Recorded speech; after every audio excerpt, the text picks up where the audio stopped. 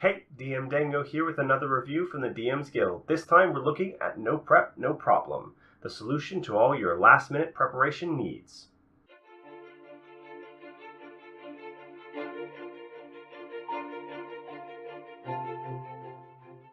So, no prep, no problem. What are you getting in this collection of encounters, NPCs, and battle maps?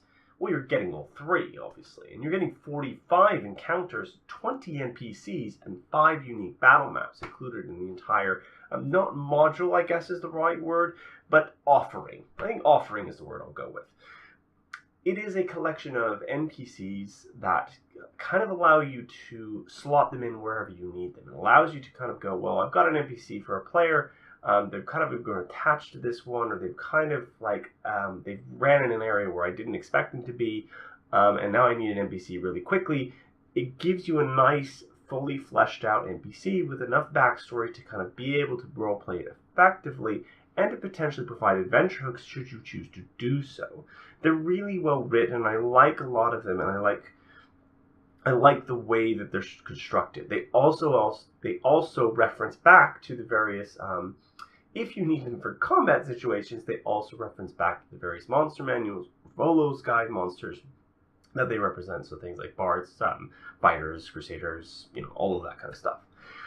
In addition to the NPCs, you also get a collection of 45 encounters. Now, these encounters vary a bit in terms of what you get. So they are separated into levels. So you get levels 1 to 5, you get any level encounters, and you also get encounters that are 6 and plus.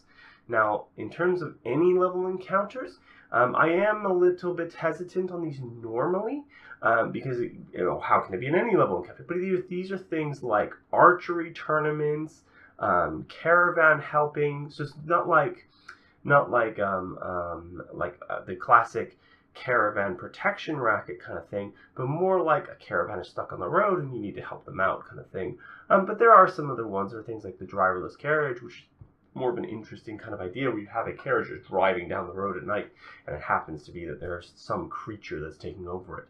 And it's a rather interesting idea, and that's kind of a good way of having like an any level encounter. It's more about kind of working out the mechanics of what's happening. And even high level adventures can sometimes, a rogue caravan can take them out. I mean, think about Acquisitions Incorporated, a rogue caravan nearly killed Jim Darkmagic.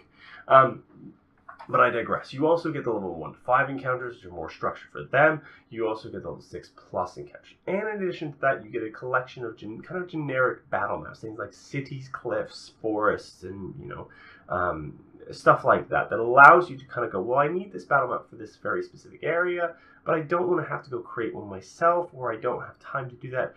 Bam, I've got a forest. I got a forest. I can do a little combat encounter, and I can pick one of the ones from level 1 to 5, and bam, I'm ready to go. Really useful for that kind of stuff. Really useful for those situations where your players do something unexpected. Really good that side of things. Now, on to kind of things I liked about this. I like the NPCs and their backstories. They're really well written and they're really well thought out. They feel like fleshed out characters. I like the addition of any level encounters, even though I'm hesitant to use them normally because any level can get a little funny. The ones that he's created are really well done. Things like archery tournaments, they're going to work no matter what level you are. You might want to scale up the difficulty to make it harder for your rangers or rogues to kind of win those encounters, because you want to have like epic level archery tournaments. That'd be kind of interesting to have.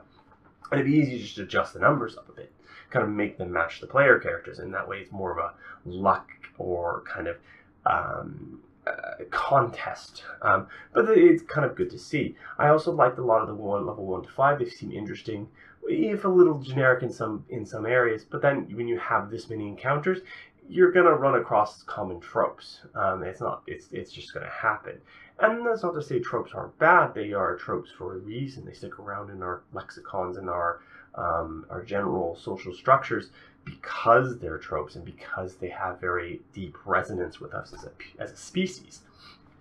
So Now, things I didn't like the fact that there wasn't a table to kind of quickly reference things like NPCs and various like abilities, like a quick table to say, here is the name, here's a description, here's a short description, here is their class or role. So like if I need, for instance, an NPC and I want a merchant. Okay, there, merchants, that one, and I'll pick that one if I need it quickly.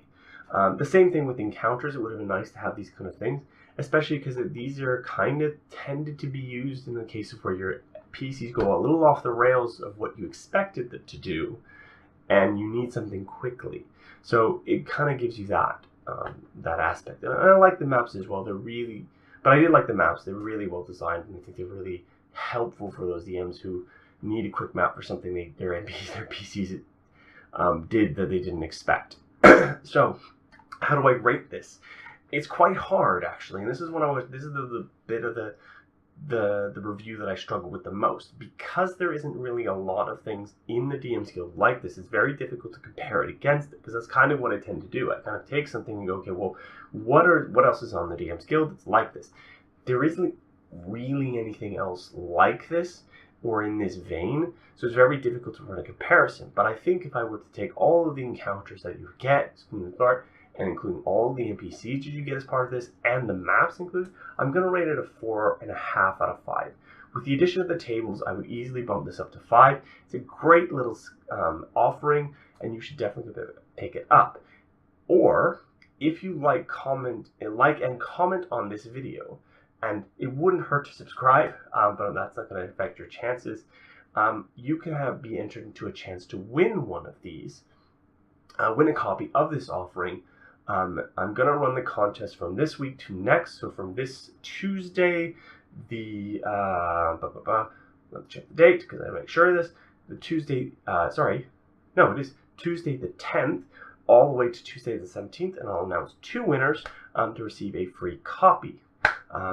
Thank you. Please, again, remember to like, comment, and subscribe. Peace out.